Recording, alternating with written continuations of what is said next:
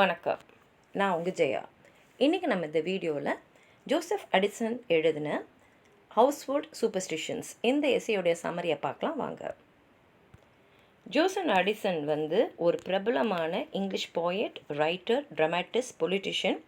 அது மாத்திரம் இல்லாமல் ஒரு கிளாசிக்கல் ஸ்காலர். அவர் வாழ்ந்தது 18ஆம் நூற்றாண்டு. இவர் one of the best periodical எஸ்ஸேயிஸ்ட்னு சொல்லுவாங்க. இவர் த ஸ்பெக்டேட்டர்ன்ற டெய்லி ஜேர்னலை அவரோட நண்பரான ரிச்சர்ட் ஸ்டீலோடு சேர்ந்து ஆரம்பித்தார். அது மாத்திரம் இல்லாமல் த டேட்லர்லேயும் அவர் எஸ்ஸேஸ் எழுதியிருக்காரு. த ஸ்பெக்டேட்டரில் மட்டும் அவர் 274 எஸ்ஸேஸ் அவர் எழுதியிருக்காரு. அது மாத்திரம் இல்லாமல் ரொம்ப பிரபலமான நாடகமான கேட்டோ அ ட்ராஜடி இது இவர் எழுதினது தான். அது மாத்திரம் இல்லாமல் the campaign, account of the greatest English poets, dialogue on medals, அப்புறம் ஒரு ஃபெயில்டு ஆப்ரா லிபர்டோ அவர் ரோசமேட் அதையும் அவர் தான் எழுதியிருக்காரு. இவர் ஒரு இங்கிலீஷ் லிட்ரரி குரூப்பு, அது பேர் கிட்கேட் கிளப், இதையும் ஆரம்பித்தார். இதில் அரசியல் தொடர்புலாம் நிறையா இருக்கக்கூடியது. அரசியலை தாக்கியும் இவர் நிறைய எழுதியிருக்காருன்னு சொல்லுவாங்க. இந்த எஸ்ஸேயில் பார்த்திங்கன்னா அவருக்கு அவரோட நண்பன் அவருடைய வீட்டுக்கு சாப்பிட்றதுக்கு கூப்பிட்றாரு. அவர் ரொம்ப நாள் நண்பர் தான். அதனால் அடிசனும் சந்தோஷமாக போகிறாரு. ஆனால் போயிட்டு தான் அவருக்கு தெரியுது, அவரோட குடும்பத்தில் இருந்தவங்க யாருக்குமே இவருடைய வருகை சந்தோஷம் தரலை. என்னன்னு பார்த்தா அதுக்கு முந்தின நாள் தான் அந்த மனைவி இருக்காங்க இல்லையா, அவரோட ஃப்ரெண்டோட மனைவி, அவங்களுக்கு ஒரு கெட்ட கனவு வந்திருக்கு. அதனால் அவங்க கனவு அடுத்து ஏதோ ஒன்று கெட்டது நடக்க போகுது, அதை சொல்கிறதுக்கு தான் அது கனவாக வந்திருக்கு அப்படின்ற முடிவில் இருக்கிறதுனால அடிசனும் அவங்க வீட்டுக்கு வந்ததுனால அவங்களுக்கு ஒரு மாதிரி தான் அவரை பார்க்குறாங்க.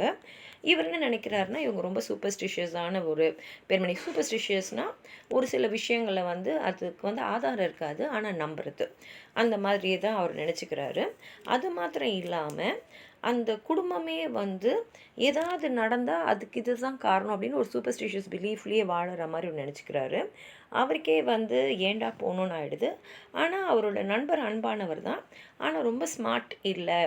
அவங்களுடைய மனைவியோடைய நம்பிக்கையெல்லாம் தேவையில்லைன்னு தெரிஞ்சாலும் அவர் அதை அவங்களுக்கு விலக்கி சொல்ல மாட்டேன்றாங்க. அதுக்கு பதிலாக அவரும் கூட சேர்ந்து அது நம்புகிற மாதிரியும் ஆமோதிக்கிற மாதிரியும் தான் நடந்துக்கிறாரு அப்படின்றது இவருடைய எண்ணம். அவங்க இந்த கனவு மட்டும் இல்லை, அவங்களுக்கு நிறைய விஷயங்களில் அந்த சூப்பர்ஸ்டிஷியஸ் இருந்தது. அதாவது கிறிஸ்மஸ் அன்னைக்கு அவங்க புதுசாக எதையுமே ஆரம்பிக்க மாட்டாங்க.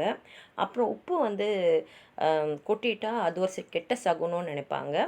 அதுலேயும் சப்பர் டைம், இவர் சாப்பிட போனது சப்பர் தான், அது ராத்திரி டின்னரு, அந்த டைமில் கொட்டிட்டா அது ரொம்ப ஏதோ ஒரு கெட்ட விஷயம் நடக்க போகுது அப்படின்னு நினச்சி அவங்கெல்லாம் மனசு ஒரு மாதிரி வருத்தப்படுவாங்க. அதே மாதிரி தட்டு மேலே இந்த நைஃபையும் ஃபியோக்கையும் க்ராஸ் பண்ணி வச்சா அவங்க உடனே அது ஒரு ஏதோ கெட்டது நடக்கிறதுக்கான அறிகுறின்ற மாதிரி ஆயிடுறாங்க. அதனால இவருக்கு அவங்களோட சாப்பிட்றதே ரொம்ப கஷ்டமான ஒரு விஷயமா இருந்தது. அவர் எப்படி இதெல்லாம் தெரிஞ்சுக்கிட்டாருன்னா, அவர் அந்த உப்பையும் கொட்டினார், அவர் தட்டில் அந்த ஃபோக்கையும் நைஃபையும் க்ராஸாக வச்சுட்டாரு. அதனால் அவங்க என்ன நினச்சிட்டாங்கன்னா, நம்ம கனவு கண்டது இவரை பற்றி தான், இவர் மூலமாக தான் நம்ம குடும்பத்துக்கு ஏதோ கெட்டது நடக்க போகுது அப்படின்ற மாதிரி எல்லாருமே பார்க்க ஆரம்பிச்சிட்டாங்க. இவர் வேகமாக சாப்பிட்டுட்டு இதுக்கு மேலே நம்ம சாப்பாடு எதாவது பண்ணிவிட்டு அதுக்கு அவங்க ஏதாவது சகுனம் சொல்லிடுவாங்களோன்ற பயத்திலே வெளியில் வந்துட்டார். அதுக்கப்புறம் தான் அவருக்கு புரிஞ்சது, அவர் குடும்பத்தில் அவர் நண்பர் அவரை கூப்பிட்றதுனால மற்றவங்களுக்கு அதில் உடன்பாடு இல்லை, ஏன்னா இந்த கனவால் தான். அதே மாதிரி அந்த ஃப்ரெண்டோடைய மனைவி இவரால் ஏதோ கெட்டது நடக்க போகுதுன்றதுல ரொம்ப உறுதியாக இருந்ததுனால இவர் என்ன பண்ணிட்டாருன்னா, டின்னர் முடிஞ்ச உடனே சொல்லாமலே புறட்டு வந்துட்டார். வீட்டுக்கு வந்துட்டப்புறம் அங்கே நடந்ததெல்லாம் அவர் யோசித்து பார்க்கும்போது தான் அவருக்கு என்ன புரிஞ்சதுன்னா, இன்றைக்கி ஏன் இந்த மாதிரிலாம் நடந்ததுன்னா அவங்களுக்கு இவரை பிடிக்காமல் இல்லை, அவங்களுக்கு சூப்பர்ஸ்டிஷன்ஸ், அதாவது சகுனம் அது இதிலலாம் ரொம்ப நம்பிக்கை அதிகம், அதோடைய பிரதிபலிப்பு தான் இன்றைக்கி நடந்தது எல்லாம் அப்படின்ற முடிவுக்கு வராரு. அது மாத்திரம் இல்லாமல் அவர் என்ன சொல்கிறாருன்னா, இந்த மாதிரி பிலீஃப்ஸில் அந்த மாதிரி நம்பிக்கையெல்லாம் மனித குலத்துக்கே ஒரு தவறான விஷயம், தேவையில்லாத ஒரு மன உளைச்சலை ஏற்படுத்தக்கூடியது, கஷ்டங்களை அவங்களுக்கு உருவாக்குது. ஒரு மாதிரி யோசிக்க தெரியாதவங்க தான் இந்த மாதிரி ஓமென்ஸ் சூப்பர்ஸ்டிஷன்ஸ்லாம் சீரியஸாக எடுத்துக்கிறாங்க. இதனால் என்ன ஆகிடுதுன்னா, நம்ம வாழ்க்கை நல்லபடியாக நடந்திருந்தா கூட நம்மளையும் தேவையில்லாத கவலைகளை நமக்குள்ளே போட்டுப்போம். இது ஆகிடுமோ அது ஆகிடுமோ நம்ம கற்பனை பண்ணியே நிஜமாகவே கெட்டது நடந்தால் எப்படி இருக்குமோ அந்த மாதிரி ஒரு சூழ்நிலைக்கு நம்ம மனநிலை ஆளாயிடுது. அதாவது அவர் என்ன சொல்கிறாருன்னா, திடீர்னு ராத்திரியில் ஆந்த அலறினார். ராத்திரியில் தான் ஆந்தை வந்து முழிச்சுட்டு இருக்கும், அது அலறுது இயற்கை. ஆனால் அதையும் வந்து அபசகுணமாக எடுத்துக்கிறது, இல்லைன்னா ஒரு ஷூட்டிங் ஸ்டார் பார்த்தா அதை அபசகுணமாக நினைக்கிறது, இதெல்லாம் வந்து இயற்கை. ஆனால் வந்து அது வந்து நம்மளுடைய வாழ்க்கையில் எதையோ ஒரு கெட்டது நடக்க போகுது அப்படின்னு நினச்சி அவங்க வந்து இருக்கிற வாழ்க்கையோட சந்தோஷத்தை அனுபவிக்காமல் நிம்மதியாக இல்லாமல் மன அமைதியை கெடுத்துக்கிறாங்க அப்படின்னு அவர் நினைக்கிறாரு.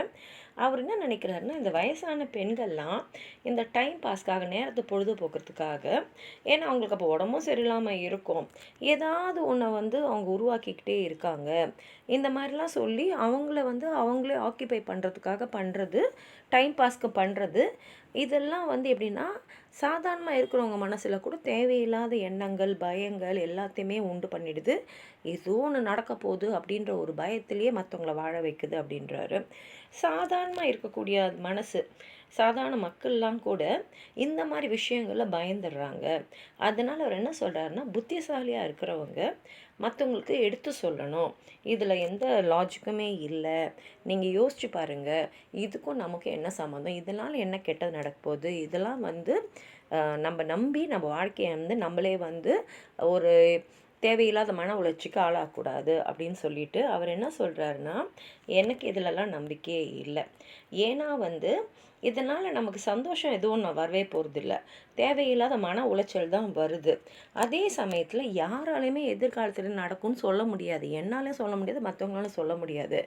அதனால் நம்ம வந்து கடவுள் மேலே அந்த பாரத்தை போட்டுடணும். கடவுள் நம்மளை கவனிப்பார், பார்த்துப்பார் அப்படின்ற நம்பிக்கையில் நம்ம வாழ்ந்தால் கடவுள் வந்து நம்ம வாழ்க்கையில் என்ன கெட்டது நடந்தாலும் அதுலேருந்து நம்மளை காப்பாற்றுவார். இந்த நம்பிக்கை இருந்தாலே நீ சந்தோஷமாக வாழலாம் அப்படின்னு சொல்லிட்டு அவர் என்ன சொல்கிறாருன்னா, கடவுள் மேலே எனக்கு அசைக்க முடியாத நம்பிக்கை இருக்குது, ஆனால் இந்த மாதிரி மூட நம்பிக்கை இல்லைன்னா நம்பிக்கை இல்லை. அதனால நான் கடவுள் மேலே முழு நம்பிக்கையும் வச்சு என்னுடைய லைஃப்பை கம்ஃபர்டபுளாக, லைஃப்பில் வாழ்க்கைன்னா அதில் சில கஷ்டங்களும் வரும், சில இழப்புகளும் வரும். ஆனால் நான் கடவுள் மேலே நம்பிக்கை வச்சு, என் மதத்து மேலே நம்பிக்கை வச்சு இருக்கும்போது எனக்கு தேவையில்லாத மன உளைச்சலோ மன அமைதி இன்மையோ ஏற்படாமல் நான் என்னோடய வாழ்க்கையை அது எப்படி வருதோ அதை வந்து அப்படியே எடுத்துக்கொள்வேன் அப்படின்னு சொல்லிட்டு அவருக்கு கடவுள் மேலே இருக்கிற நம்பிக்கையை உறுதிப்படுத்திட்டு இந்த கட்டுரையை முடிச்சிருக்காரு. உங்களுக்கு அதாவது சொல்லணும்னு நினச்சிங்கன்னா கீழே இருக்கிற கமெண்ட் பாக்ஸில் எழுதுங்க. இந்த வீடியோ லைக் பண்ணுங்கள், உங்கள் ஃப்ரெண்ட்ஸோடு ஷேர் பண்ணுங்கள். சப்ஸ்கிரைப் பண்ணாதவங்களாம் ப்ளீஸ் சப்ஸ்கிரைப் பண்ணி சப்போர்ட் பண்ணுங்கள். நன்றி.